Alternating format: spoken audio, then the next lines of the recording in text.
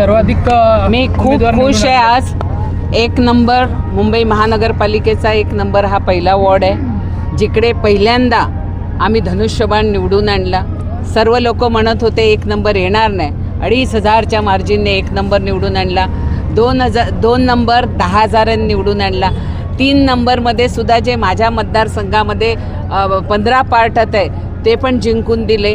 6 नंबरमध्ये दीक्षा कारकर ह्यांनी सुद्धा चांगली मार्जिन घेतलं आहे। त्याचबरोबर 10 नंबरमध्ये जितेंद्र अंबालाल पटेल 13,000 मार्जिनने निवडून आले आहेत। 11 नंबरमध्ये ज्या आमच्या डॉक्टर अदिती खुरसुंगे तिकडे माझे 15 पार्ट आहेत, तिकडे सुद्धा मी 4,500चं लीड दिलेलं आहे। त्यामुळे माझ्या विधानसभेमध्ये माझं काम आणि माझे जे उमेदवार होते हे मी भाजपचे उमेदवार म्हणून त्यांचं काम केलेलं आहे आणि त्यांनी पण कोणी मला आई समान मानलेलं आहे। माझा आनंद हाच आहे की उमेदवार जिंकून आल्यावर पाया पडून जो नतमस्तक झाला हा माझा विजय आहे।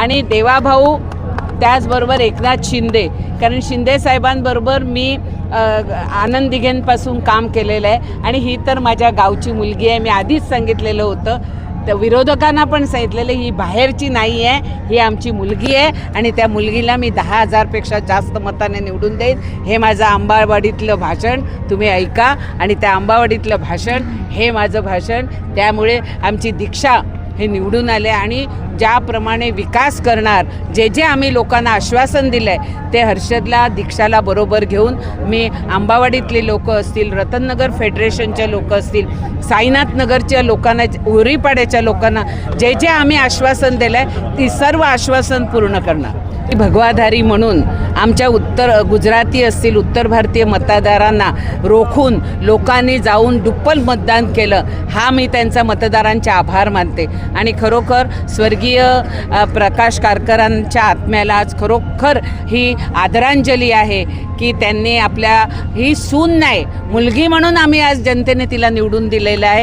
त्यामुळे आज तुम्हाला कळून दिलं की भारतीय जनता पार्टी ही सक्षम, शिवसेना ही सक्षम आणि शिंदे सरांना मी शब्द दिला होता की तुम्ही दोन्ही तिकीटं द्या, मी दोघांनाही निवडून आणते, तो शब्द पाळला। एक शेवटचा प्रश्न आहे, भगवा गाड हा मनसेचा जे फॅक्टर होता काल जे वाद घातलेला आहे निवडणुकीच्या वेळी, त्याबद्दल काय सांगाल?